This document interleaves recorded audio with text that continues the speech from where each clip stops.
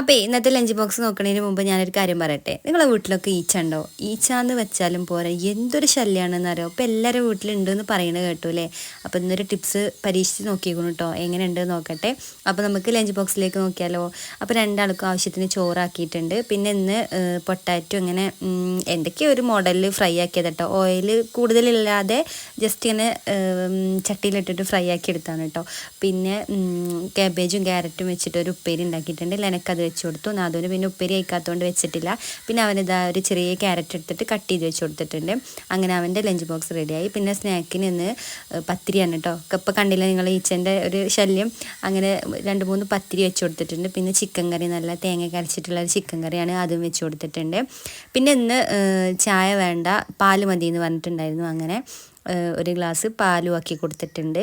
അപ്പോൾ സ്നാക്കും ലഞ്ചും ഒക്കെ റെഡി ആയിട്ടോ. അപ്പോൾ വീഡിയോ ഇഷ്ടമായാലും സപ്പോർട്ട് ചെയ്ത് പോകാൻ മറക്കരുത്.